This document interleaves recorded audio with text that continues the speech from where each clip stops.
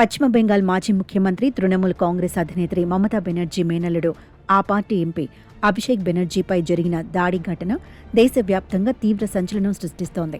శనివారం సోనార్పూర్లో ఎన్నికల అనంతర హింసలో ప్రాణాలు కోల్పోయిన ఒక టీఎంసీ కార్యకర్త కుటుంబాన్ని పరామర్శించేందుకు వెళ్లిన అభిషేక్పై స్థానికులు, ప్రతిపక్ష మద్దతుదారులు విచక్షణారహితంగా దాడికి తెగబడ్డారు.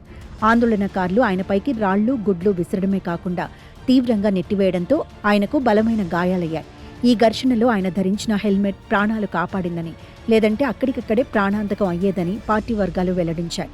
ఈ దాడితో తీవ్రంగా గాయపడ్డ అభిషేక్ను భద్రతా సిబ్బంది మొదట అపోలో ఆసుపత్రికి, ఆ తర్వాత కోల్కతాలోని ప్రైవేట్ వైద్య సంస్థ అయిన బెల్వ్యూ ఆసుపత్రికి తరలించారు.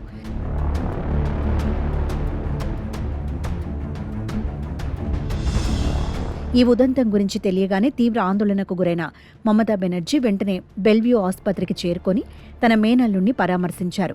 ఈ సందర్భంగా మీడియాతో మాట్లాడిన ఆమె, గాయపడ్డ అభిషేక్కు సరైన చికిత్స అందించకుండా వైద్యులపై, ఆసుపత్రి యాజమాన్యంపై కేంద్రంలోని బీజేపీ తీవ్ర ఒత్తిడి తెస్తోందని సంచలన ఆరోపణలు చేశారు. రాజకీయాలను ప్రజాస్వామ్యబద్ధంగా ఎదుర్కోవాలే తప్ప ఇలాంటి హింస, ఆయుధాలు, భయాందోళనలతో సమాధానం చెప్పకూడదని ఆమె తీవ్రంగా హితవు పలికారు. హాస్పిటల్ లోపల బెల్వ్యూ సీఈఓ ప్రదీప్ టాండన్తో మమతా బెనర్జీ తీవ్ర వాగ్వాదానికి దిగినట్లు తెలుస్తోంది. అభిషేక్ బెనర్జీకి తీవ్రమైన గాయాలు లేవని, అడ్మిషన్ అవసరం లేదంటూ డిశ్చార్జ్ చేసేందుకు ఆసుపత్రి యాజమాన్యం ప్రయత్నించడంపై ఆమె తీవ్రంగా మండిపడ్డారు. ఈ గొడవకు సంబంధించిన ఒక వీడియో ప్రస్తుతం సోషల్ మీడియాలో విపరీతంగా వైరల్ అవుతూ రాజకీయ వర్గాల్లో తీవ్ర చర్చకు దారితీసింది. ఆ వీడియోలో మమతా బెనర్జీ హాస్పిటల్ సీఈఓ ప్రదీప్ టాండన్కు బహిరంగంగానే హెచ్చరికలు జారీ చేస్తున్నట్లు స్పష్టమైన వాయిస్ వినిపిస్తోంది.